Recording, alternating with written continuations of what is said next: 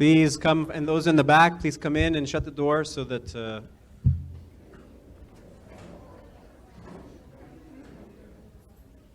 the name of the Father, the Son, the Holy Spirit, one God, amen.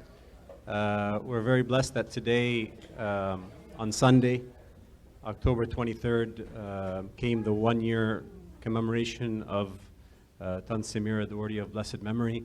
I know that everyone that I'm looking at sitting here has had some memories and experiences with this blessed woman who was a part of our lives for some years in St. Marina's and here also at St. Paul's in the last couple of years of her life. So this morning we're blessed that one of the, we can call her one of her daughters, Mariana Maximous, who was for many years very close to Tant Samira and whom Tant Samira loved very much and often called her to check on her and her family in miraculous ways at times, will lead us this morning in a nice reflection about her life and some stories, and also hopefully we'll have a chance that those of us who are here this morning can participate in sharing some stories that we might have as well. So I don't want to take up more time.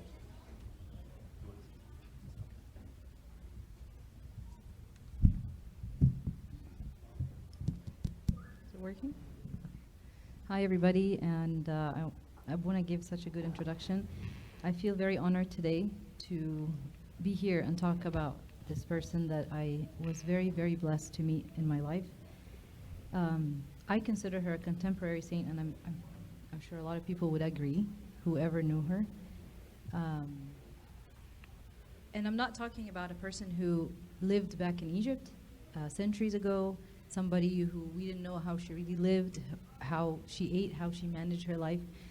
But I'm talking about somebody who lived here in America, in California, in Orange County, 15 minutes from here, and sat in this beautiful church, our very own St. Paul, in this seat right there. Which gives a lot of different perspective. When you know that this person lived here and managed everything like we managed, had a tough daily life just like we did, and we know how she ended up being, I think it makes a huge difference. So she's somebody who was very close to a lot of us, who hugged us, who kissed us, who talked to us, who called us a lot. Somebody that we really had a lot of contact with, a personal relationship with, and that is a very rare to find. People like these you don't meet every day, and we were so blessed to have somebody that close. So she was the one that a lot of people called when they had problems, a lot of troubles. You hear something like bad news, and the first thing you want to do is to call her, you know. Some people had trouble in their work. They would call her, she would pray for them. People had trouble in their marriage. People couldn't have children. A lot of miracles happened on her hands, and a lot of people don't know much about her, and she kept everything quiet. But I think it's time to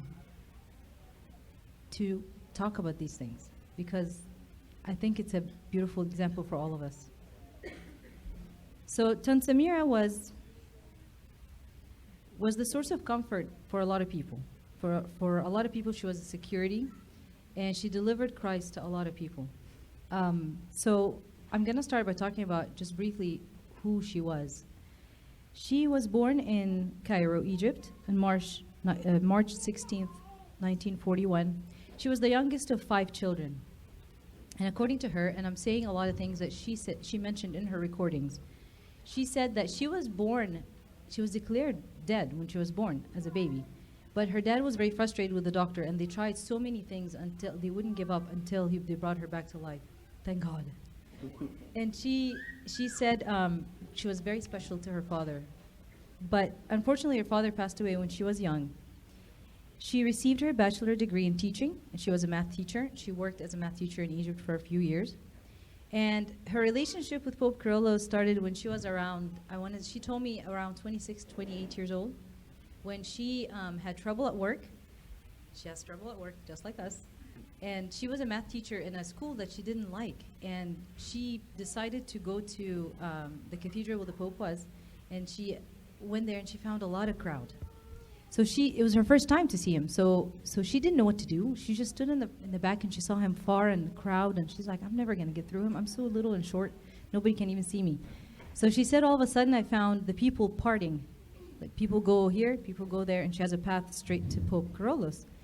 And he said, you, come, ta'ali. So the woman next to her said, me? He said, no, ta'ali ya batta. That means duck. He called her a little duck. She was little, cute and petite.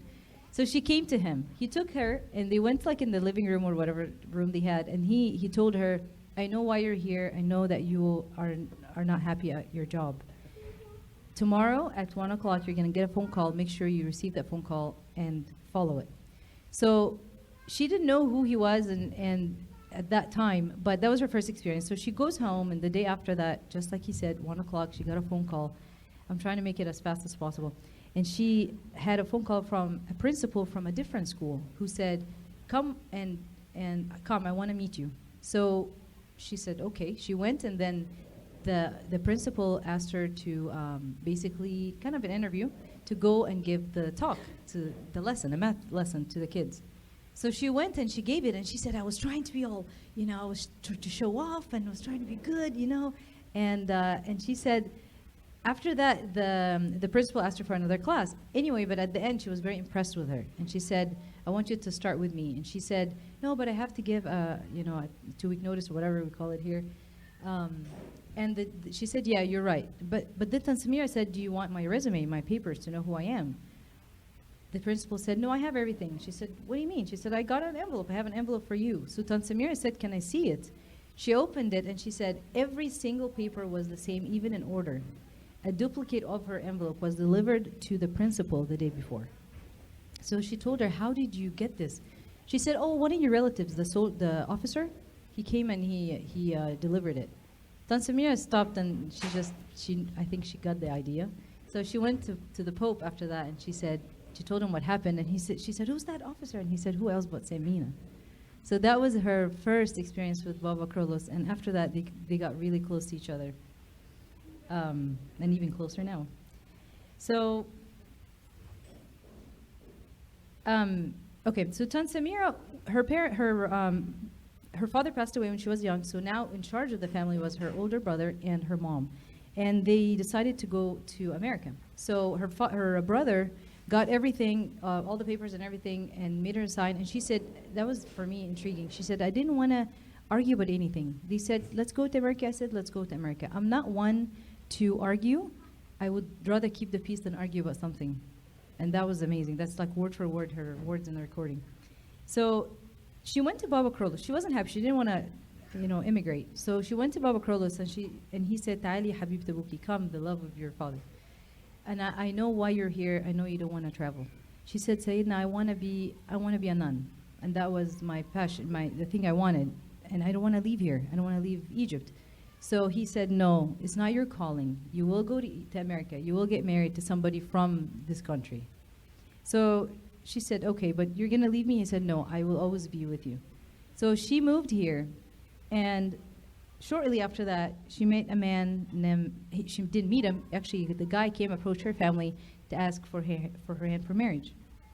She didn't know much about him, but he was a very honest person. He told her mom 3 things about himself. The first one, that he was an orphan. He didn't have parents. He lived in an orphanage as a young person, and he left.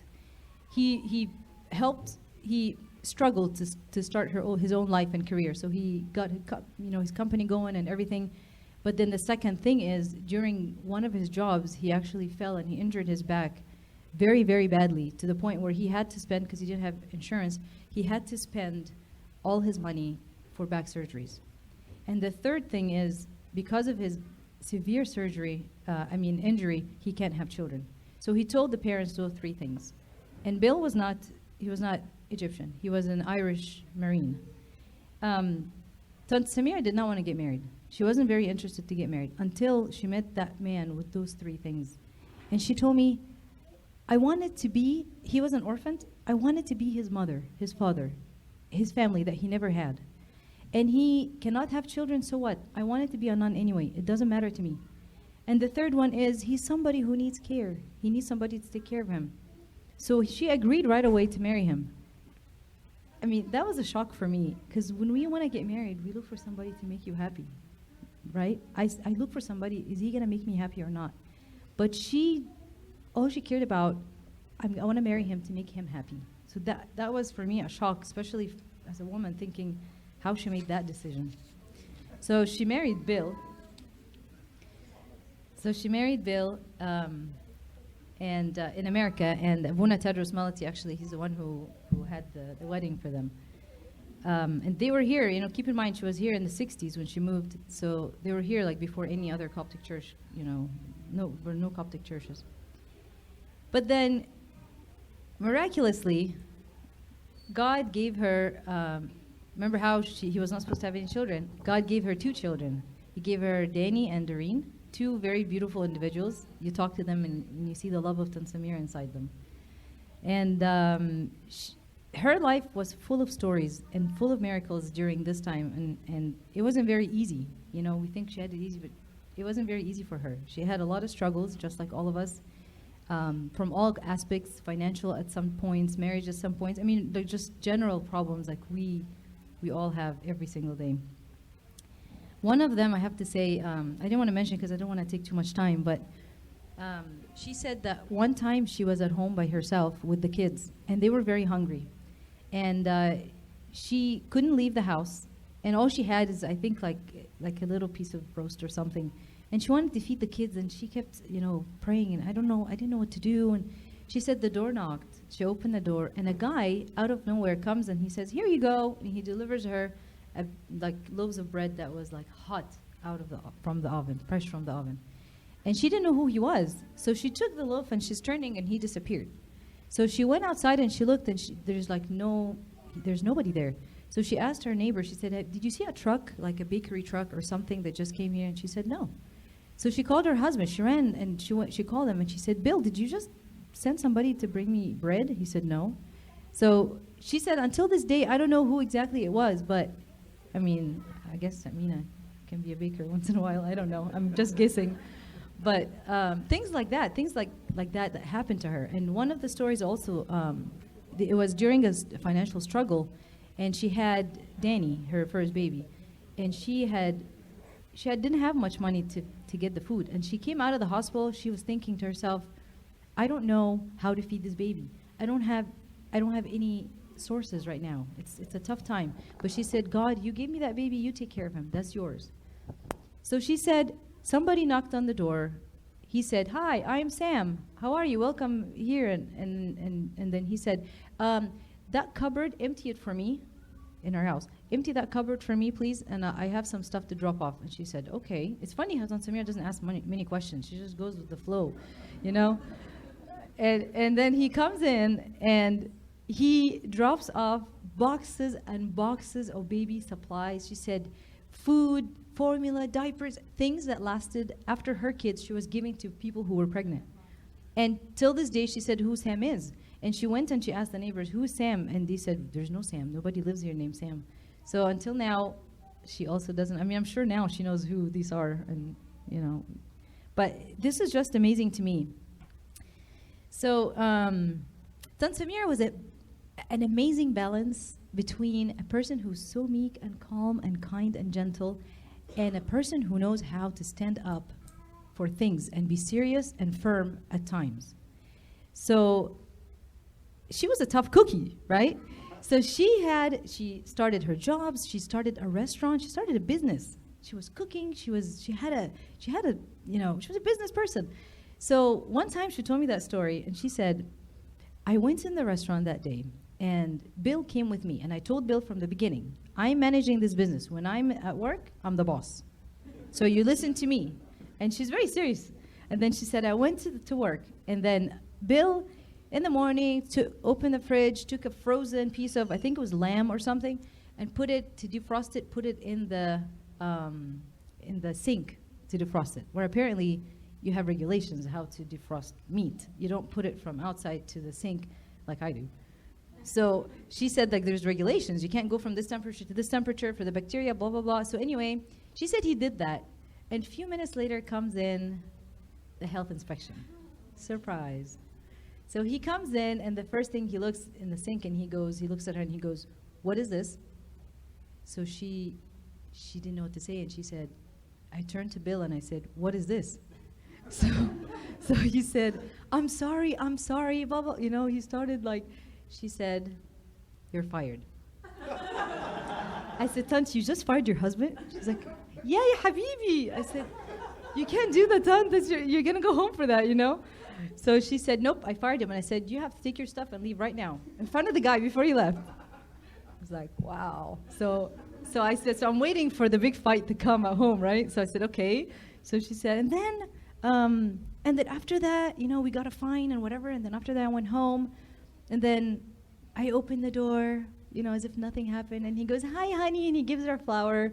And she's like, "Hi," as if nothing happened. I was like, that's just the way we all fight, huh? You know, typical. But I thought it was so amazing to have this balance, because sometimes we struggle in life. How can I be a Christian at work? Especially when you're a boss and you have to boss around people, basically that's your job, right? But you have to do it in a way you have to be a Christian too and humble. So she was such an example of this perfect equation that one of a lot of people, I'm sure, struggle to understand. Until, and then as we all know, her husband passed away, I want to say like 15 years ago or so, and she took great care of him until he passed away. And then after that, she struggled a lot of illnesses, and she's really had a lot of painful and, you know, days, and we'll talk about that later. And she went to heaven on October 23rd, 2015, a year exactly away from today. So a few things I wanted to mention about Tant Samira. One, family versus work. That was a big thing for her. She always said, and these are word for word, trying to translate it, and a lot of times she said it in English. She said, when you go towards your house after work, and you wipe your shoes off the doormat, you have to wipe your mind off work.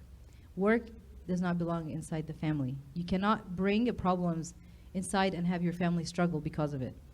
And she said, you always have to be calm at home. You have to be calm. You don't get upset. You don't shout. Don't shout for many reasons. Don't fill the house with shoutings. Open the door, and if you see like a lot of shouting in the house, open the door and say, "Get out, devil. This is not your house. You don't belong here. Get out." So she said that. And she always said that. You have to have a family time. And it's so cute how she always said, bring the kids with you and sit on the couch and turn on the TV and play a movie and make popcorn. I think she was a fan of popcorn. She always told me, make popcorn. and I love popcorn. So it was cool. So a lot of times after I hang up with her, I'll be like, movie time, you know, popcorn. So she was always a fan of family and leaving work outside the family. And she always said, hug each other and love each other a lot, you know. She wanted to always have like a lot of love inside the family. The second point I want to mention is, and I thought it was such a word of wisdom for us and for me. She said, I never care about two things, money and food. The money and what I eat. So money, obviously, a lot of times throughout her life, according to her, her husband made decisions that will cost her a lot of money. And she was fine, and she said, I didn't want to argue. Whatever he wanted to do, let him do it. And it did cost him a lot of loss. But she said, I didn't care. Money come and go. And the second thing that she didn't care about was food. And I think all of us know that. She was a very simple eater. And she pretty much fasted the whole year. She didn't eat a lot of meat. She didn't like meat. She was very simple in her food. Like her breakfast was cottage cheese and some fruits, something that we consider a snack. And during fasting, it was full. She loved beans. Beans was like something that you want to bring to her. You want to bring such a big smile on her face. So a lot of times, like when we would eat breakfast, she'll tell me, I'll make everything else and you just bring the fresh food. I say, okay. So we go there. We're forgetting to... Okay, here's Tant Samira with the beans. She loved beans. So she would put the beans in the mixer, in the food processor, and she'll have this amazing ingredient that she put in the, you know, onions and tomatoes and something. But it was the best food I've ever eaten in my life. It was just amazing. I mean, it's not because I made the fresh food, it's because of her ingredients. So she was so happy when she eats that bowl of food as if it's like the most expensive piece of steak ever. But you know what's amazing too is during the non-fasting time, and she would have her little cottage cheese and stuff, she didn't expect me to eat as simple as she did. I came home to her and she had 2 eggs boiled and fried for me and the gibna rumi and everything, like so good. And she doesn't eat what I'm eating. She's eating her simple food, but she doesn't expect other people to be like her. And she doesn't, like, it's lack of judging inside. So one time, it was the last few months of her life were tough because of her sickness. And she had a type of cancer, bone marrow cancer, and she was not making enough iron in her body. And everybody was pushing her, you have to eat iron, you have to eat meat, you have to eat liver, you have to eat stuff that she doesn't want to eat. So one day I called her and she said, I can't eat this food, I can't even handle the smell, I want to throw up. And I felt really bad that she didn't eat anything. So I hung up and I made her lentils, ats. And I said, you know what, at least she gets something in her system. So I went. She had such a bad headache that day, very, very bad headache that day. And so I went and I got 2 bowls of lentils to open her appetite and sat with her, and we both ate in her room. And she was eating it for the first, she said, this is the first thing I eat in a long time. She's like eating it like, she's so, as if it's, I don't know how to explain it. The way she was eating, she was thankful. Every other time every spoon goes in her mouth, she goes, Allah, ashkurak ya Rab, thank you. Allah, like it's like she's eating it like a steak, And so that day she had a very bad headache, and after she finished, I tucked her in, and she was not feeling well. She was complaining, can you believe that I can't, my eyes, the headache is so bad I can't read the Bible anymore? So I said, would you like me to read the Bible?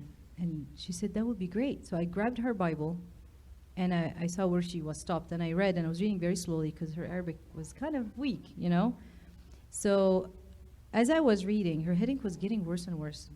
I promise it wasn't my lentil, but but it was really bad. I could tell she was in so much pain. She was groaning, and then while I was reading, all of a sudden, Tant started to talk. She's talking to somebody, whispering, and she sees somebody in front of her, and she started going to grasp.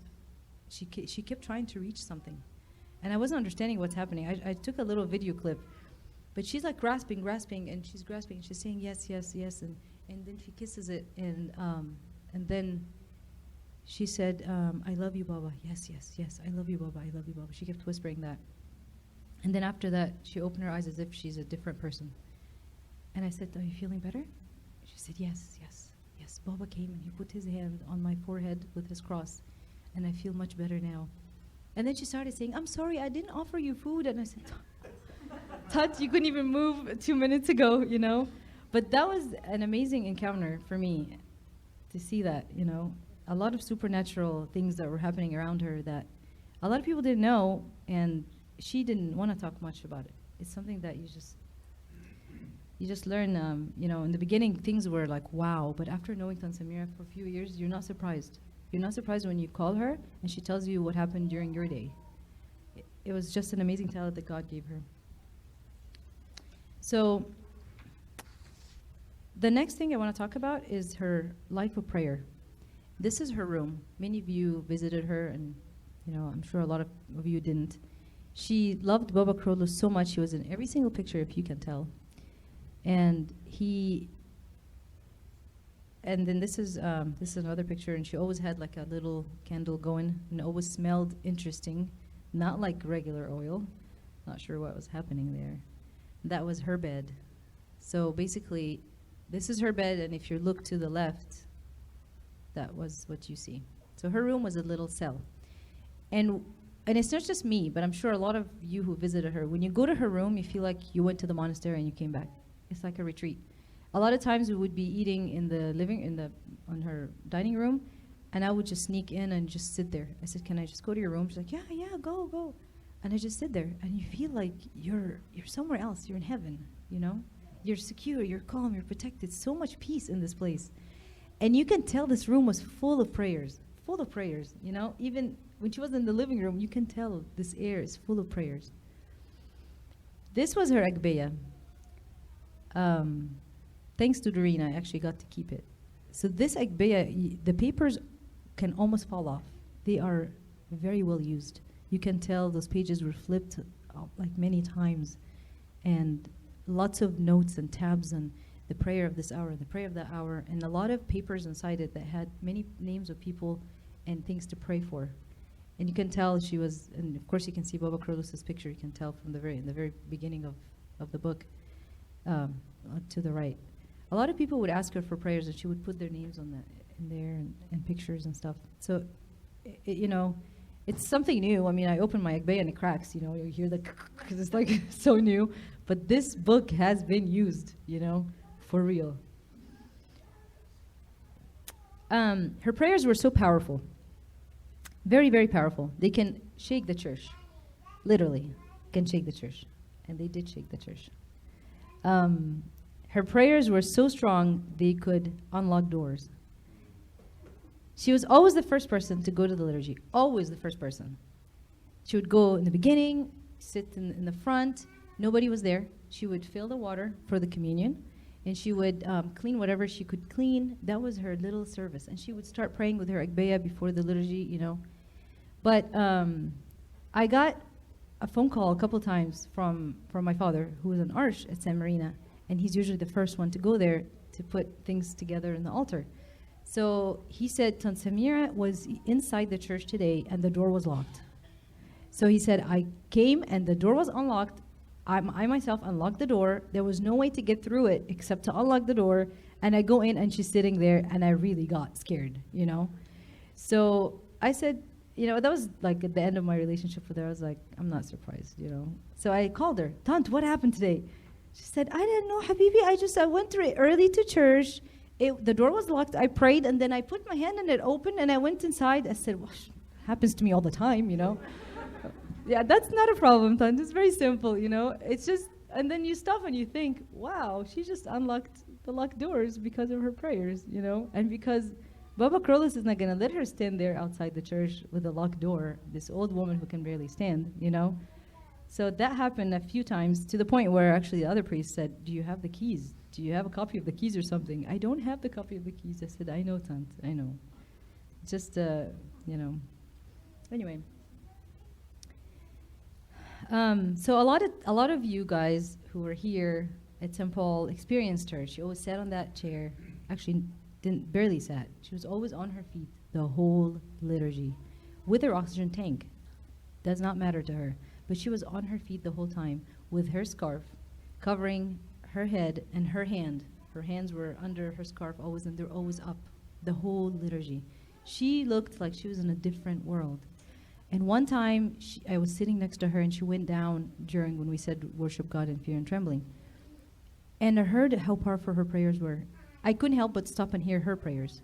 She was whispering it out loud, and she was fighting with God. That's exactly what she was always saying. She always said, you pray with him, you fight with him. You don't let him go. You pray out loud. You say, I want you to do this. I'm your daughter. You fight with him. You have to have very powerful prayer. So when I went down, I heard her praying for everything you can imagine. She was praying for the whole world. She was praying for a lot of people, a lot of names I recognized. She was praying for Abuna and his family, the Arsh and his family, about my family, about a lot of people's family. So many names I didn't recognize, and so many names I did. And then the only thing she asked for herself, not one time I heard like her prayer saying, take away my illness or anything, but it was, have mercy on me, I'm a sinner. Have mercy on me, I'm a sinner. So that was really amazing. And every time we have this part in the liturgy and we go down, I can almost hear her prayers in my ears, how she was praying for the whole world. So her prayer was actually the biggest service that she did. She might not have been a Sunday school servant. She might not have, you know, visited, prisoners, but she visited actually a lot of sick people. But that was her biggest prayer, her service, that was praying for other people. She always said, one time she told me this, and I wrote it down before I forgot it. And she said, do you pray? You have to pray. Prayers is very important. This is your friend. You have to pray to God and talk to him every day. And you do metania. She said, I'm not asking you to do a lot of metanias, just do 3 metanias. She said, one time I was doing metania and I fell, and Pope Kyrillos helped me. He helped me up, and he said, maleesh ya habebti abouke, go back and do metanias. I totally expect him to say, oh, that's enough for you, you're too fragile, but he's like, no. He said, go back and finish your metanias, I'm helping you. So she always talked about how powerful prayer should be, and she lived it. She lived this life. She slept very little because of the prayers. She slept, a lot of times I would talk to her in the morning and she'd say, oh, I slept at 3 o'clock and then I woke up at 7. I said, Tant, your heart needs to rest. She has heart failure. I mean, her heart was working like 10% at times.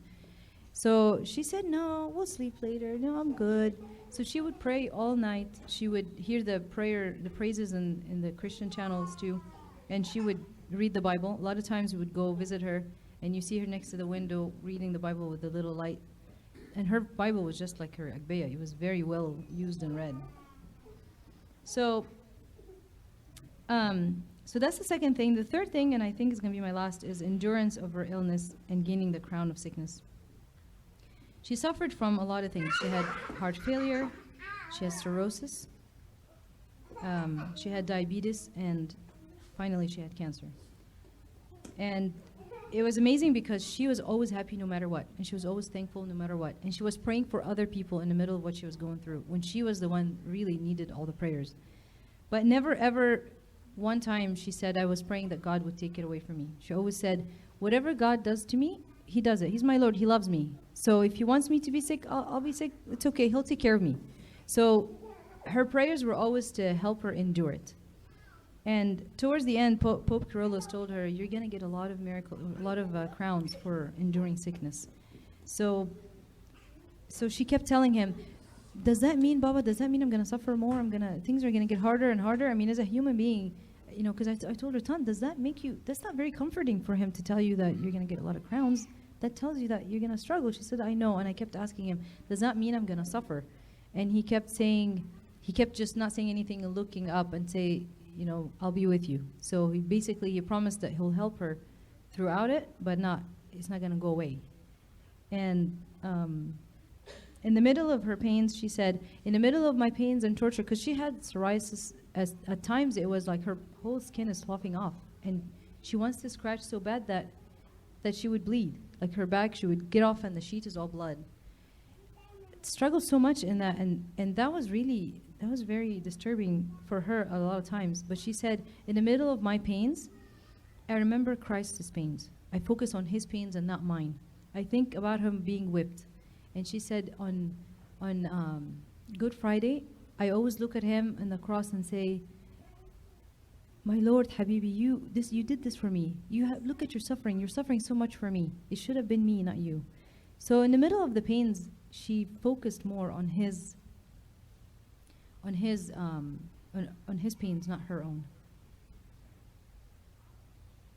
A lot of times she would be, she said, one time I was itching so bad I couldn't take it, and I was bleeding, and Baba Kyrillos came to me and he hit me with the cross and he said, don't itch. She said, I feel heat in my body, it's making me, in pain. And he said, don't itch. And she said, after he touched me with his cross, I felt like coolness in my whole body, and he helped her throughout that tough time. So, this picture actually was exactly a week before she passed. And that was in her room. We were doing Tamgid, and we were doing Tamgid for Baba Kyrillos. And they gave her 2 weeks to live. That was a week before she passed away, and she knew. But she was fine. She gave us the last talk. She gave us the advices. She had a whole talk with Ihab about leading his family and anyway. So when we were doing Tamgid, she was looking towards the window, and she couldn't move much because of her skin condition. You can tell her hand. And she started talking to Baba Kyrillos, and she was very happy, like you see, smiling and happy and saying, yes, Baba, yes, Ya Habibi, Baba, I love you, Baba. I could hear her, like I could read her lips. And she was so happy till the last minute. But amazingly, and even Abuna can share that with you, a week later, her skin, when she passed away, it was just like a baby. It's like renewal of life, somebody else. Her skin was like a baby skin. So I will conclude by saying that she wanted to be a nun, and I think she lived a life of a nun in the middle of the world. She didn't eat much. She loved everybody. She didn't care about the world. She lived in the world, but the world never lived in her. And she lived as a sojourner, and her home was in heaven. So That's Tant Samira, and somebody that I think if you encountered, you will never ever forget. I will never forget her. I'm sure a lot of you will never forget her. She left a lot of gifts with people, miracles that happened in their life, and they will always remember her. I always remember her when I look at my baby, and I'm sure Monica does. She had like special people that she prayed for, and they had a little bit of a souvenir left from her. When I was pregnant with Luke, in the very beginning, it was not easy. I had to be put on bed rest, and I called her many times when I was troubled, and she said, "Don't worry, Habibi, he will come and we'll baptize him." And I wanted a girl so bad, so I said, "Baptize her." And she said, "No, baptize him." I said, No, baptize her." She said, "No, Habibi, baptize him." And that was that was the first 3 months, and you don't know if it's a boy or a girl yet. So when I went to the doctor to find out if it's a boy and a girl, she was laughing, and she said, "Okay, yeah, let me know." I said, "You're right, Tant. You really want me to tell you if it's a boy or a girl? You already know." So she said, "Mark will have a good brother. He will have a very good brother. He'll support him in his life." I said, "Brother, you insist, so the prayers are not gonna." But and then I came back from the doctor and I told her, "Well, guess what?" And then she started laughing on the phone. I said, "Of course you're not surprised." But as I'm saying, she left a lot of souvenirs and beautiful memories with a lot of people, and we ask for her prayers and till we meet her again, hopefully one day.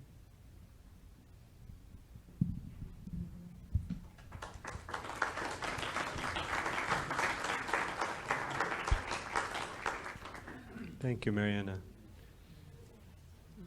Mark and Monica also had an encounter with the birth of Sophia, without getting into too many details, but it was something that they had, I think, been thinking about for quite a long time, but were kind of seeking God's will and direction. And at one point, Monica was talking to Tant Samira, correct me if I'm wrong, and said, you know, pray for us. We're thinking of having a third, but we really want to have a girl. No. Or no? To tell the story. I didn't want to say the story because I've been crying through Mariana's talk, which was perfect. She really encapsulated so many of the beautiful things of Tant Samira and did a beautiful job doing that. And I'm too emotional to tell the story, but I also have to do justice to Tant Samira, so I took the microphone from Abuna. But Sophia, a lot of the people who know us well know that I've always wanted a girl, and prayed for her for many years. And there was a very long period of time in our marriage. Mark didn't want to have a third, and sorry, is it okay? And I prayed about it for a long time and begged him for a long time, and he was like, absolutely not, like, we're done. And I kind of always had in the back of my mind, like, I still would really love to have a girl, and felt like we were meant to have a third. And always talked to Tant Samira about it, one of the many, many things that I always burdened her with. But at one point, after we'd been praying about it for so long, Mark said, well, maybe. And the first time that he said maybe to me, I ran to Tant Samira. We were away for the weekend. And as soon as I got home, I called her. And I said, Mark said maybe. And, I wonder, like, if he ever agreed, like, if it would be a girl. And Mark had mentioned to me that one time, because one of the things Mark said is, if we have a third and it's a boy, you're going to be disappointed. I said, I won't, like, whatever God gives us is great. Of course, I love a girl, but I won't be disappointed. So he said that to Tant Samira a long time before that, and she had said, if you have a third, it's going to be a girl. And so when I ran home and I called her and I told her this, she said, yeah, it's going to be a girl. She's already on the way. I said, on the way to what? She said, el baby fis secca, which means she's already on the way. And so I said, I don't think so. Like, that's not really possible, but okay. And I took a pregnancy test, which was way too early to even detect the pregnancy test, and it came back negative, and then I looked again, and it came back positive, like really very faint. So then I kept taking pregnancy tests, and she's like, "El baby fisica," like, I'm telling you, like, you're having a baby. And then, of course, I prayed, and she kept telling me it's a girl. And then, after 10 weeks, when the doctor called us, we were actually at Tant Samira's house, standing outside of her door when the doctor called me with the results. And I walked and I said, "I just got off the phone with the doctor, but I'm sure you already know." He said, "It's a girl."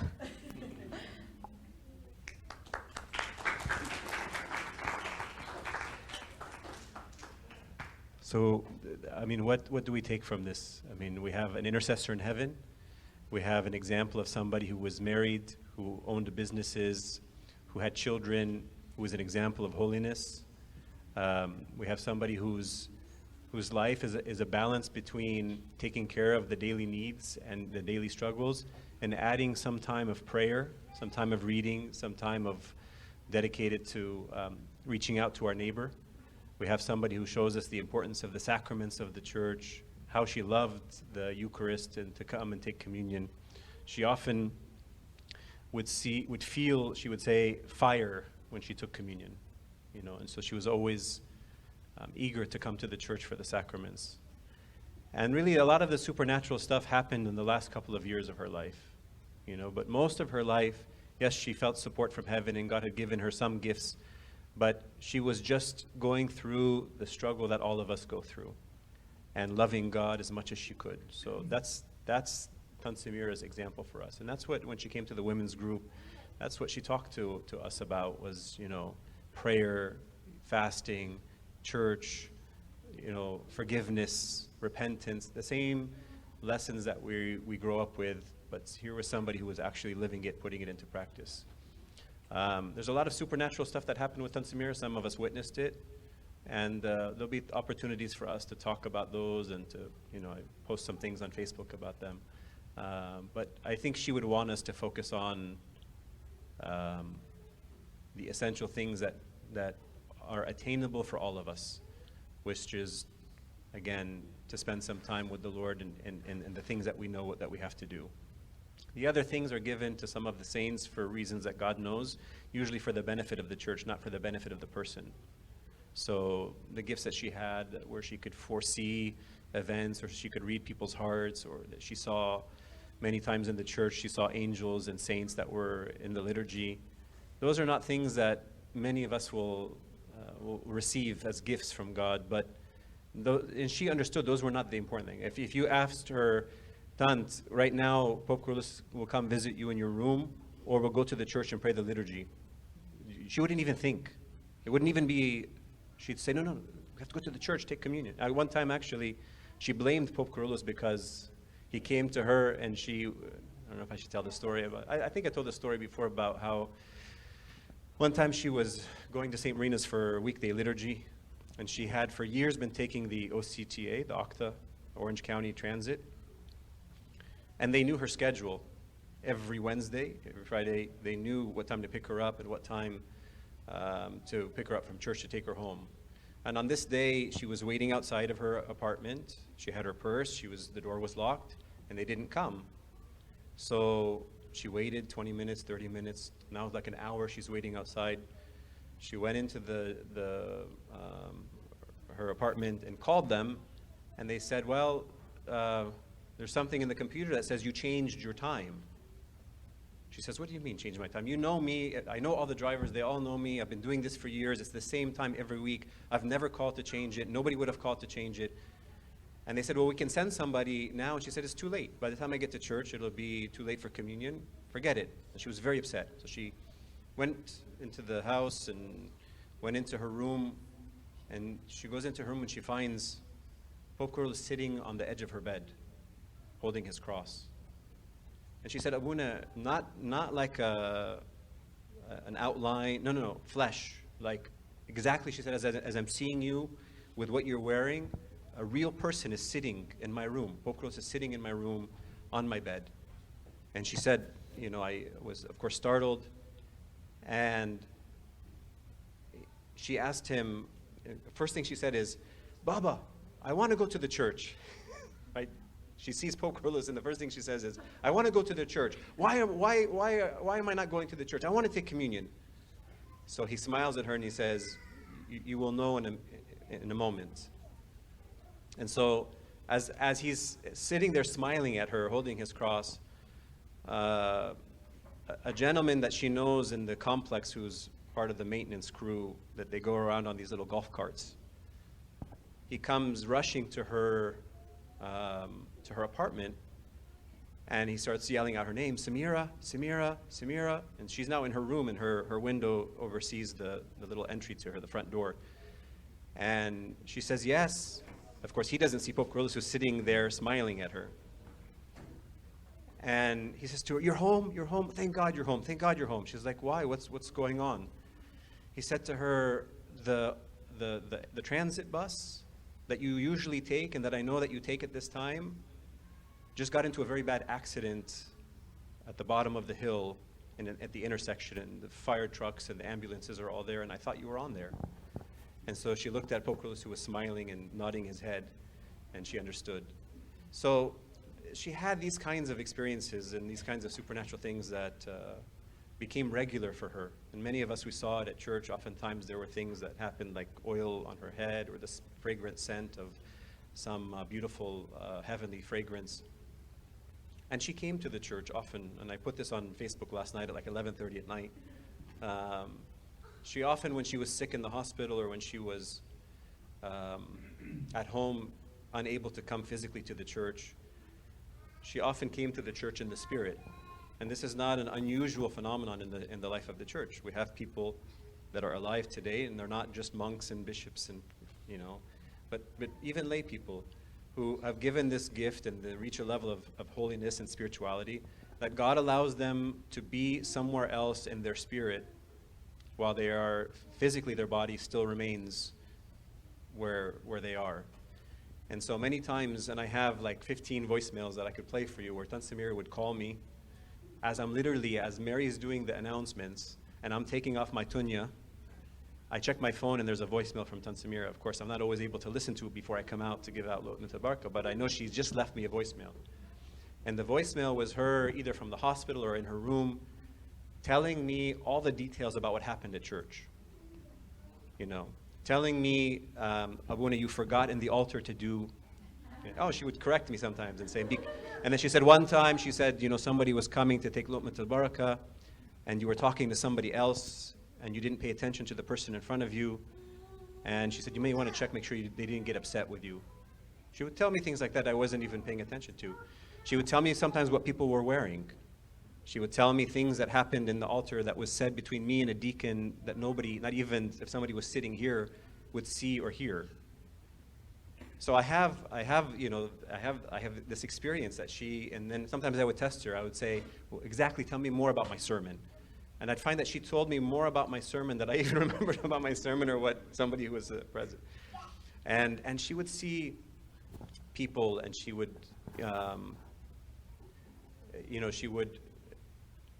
she would be happy that she could come and be with us, even though she was sick and she couldn't come physically.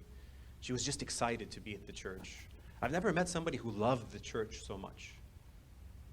Again, if you tell her, I'll take away all of the supernatural stuff, and you can just every day come to the church and attend liturgy, she would take that in a second.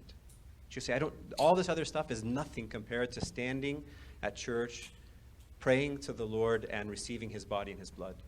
And she would often tell me, and I couldn't because it's not my personality, but she would tell me, she said, you have to tell the people to take it more seriously.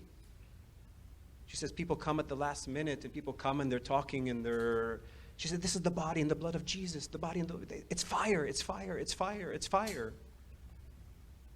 And she says, you have to tell the people. I said, I can't, it's not my personality. And she says, you have to.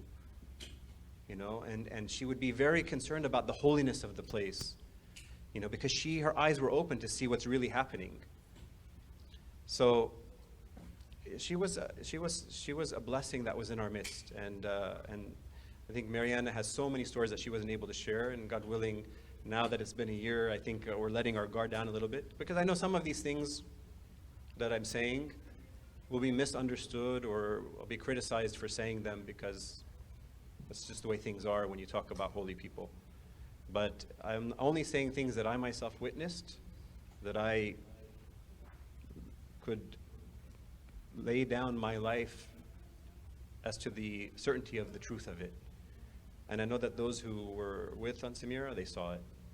She didn't open up about these things to many people.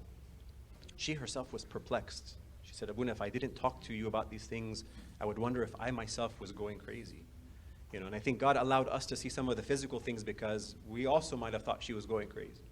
You know, but the fact that when she said she saw something in the church that we then all of a sudden, all of us would smell something beautiful, it was like God's way of telling us what she's saying is true. There is something that's happening, you know, or the oil or the, you know, and it happened in so many places. So I could keep going. I don't want to, I think. Well, on the same note, she was telling me about how during La'an, the prayer of the water, the holy water on Thursday, she couldn't come, and she was very upset that she couldn't come to church because of her sickness.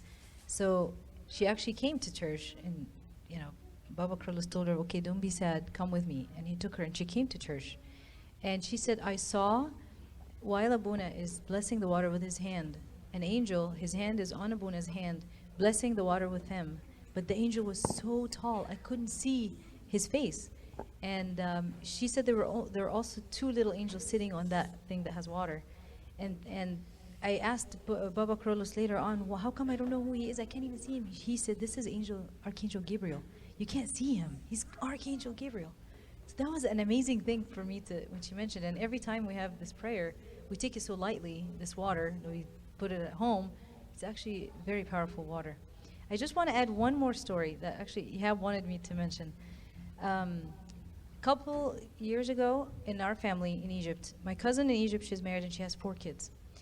And it was during the tough time of the revolution and stuff. Her husband got kidnapped, and he's in his 40s. And he disappeared for a week, and we didn't know where he was. And then we finally were able to contact the people who kidnapped him. And they were contacting the mom. I mean, this is all happening in Egypt. My dad happened to be in Egypt at that time, you know, for his beautiful luck. But it was very, very stressful. And I first, of course, when I heard this first thing I did is call her. And she kept saying, we'll pray, we'll pray. But then as the week went by and we talked back and forth with them and they wanted money and all that, she kept mentioning stuff that I didn't want to believe at that time, because all I wanted to hear from her is he's going to be okay, he's going to come back. But she kept saying they're going to take the money and not bring him back to his family. And I kept saying, Tan, don't say stuff like that. You know, no, God willing, everything will be fine. And then we gave some of the money, and part of the money we were still collecting. And she kept telling me, he's a martyr, he's a martyr. They're going to take the money and they're not going to give him back to the family. And I did not want to believe her. For some reason, I was so blind. I didn't see the truth in that. So they ended up taking the money, and he never came back to his family. But they found him. I don't want to be too graphic because there's kids here. They found him wrapped in like a rug or something in the Nile, and with some marks. So the family was devastating. I mean, he has 4 little children, and it was a shock. You know, somebody disappears like that, he just never comes back from work. So so after that, I went to her because I was very shaken. We went after the liturgy, we gave her barakah, and me and Ihab and the kids and stuff. And then I stayed with her and I said, can you believe what happened, Tant? You tell me what happened. And I was very shaken, and she said, that was a martyr. During this time, you guys don't know who kidnapped him, but it was Muslim Brotherhood. They kidnapped him because he was Christian, and they didn't care about the money. I think the money actually was taken by the police, by the cops. But she said, they took him, and I saw him. One time you told me pray for him, I found myself in his room. I saw him right in front of me, and they were whipping him because he was Christian, and slapping him and hitting him, and he was tied up in a chair. She's explaining exactly what she saw. And she said, then at the end, because he never wanted to give up his faith, they hit him very hard on his head, and they threw him in the Nile. And they wrapped him, and they threw him in the Nile. I did not tell her how they found him. She's telling me what happened. She's explaining to me what happened. And when she said that, I was shocked. I said, you know what? This is exactly how they found him. He was wrapped in a rug, he was in the water, and he had a big scar on his head right there. And she said, yes, he's a martyr. He was being beaten, and he was seeing Christ with the crown in front of him. So that was a very comforting thing for the family. And I had to tell the family, the mom, you know, about the fact of it. So, they don't think he was just kidnapped and it was a waste of life. But when they know that it was actually a martyrdom for Christ, it's a different level, of comfort.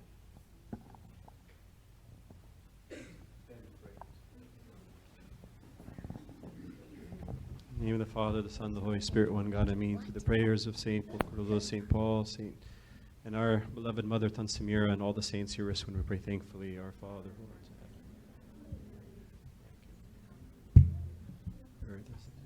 Give us this day. Forgive us our trespasses, as we forgive those who trespass against us. And lead us not into temptation, but deliver us from the evil one. Through Christ Jesus our Lord.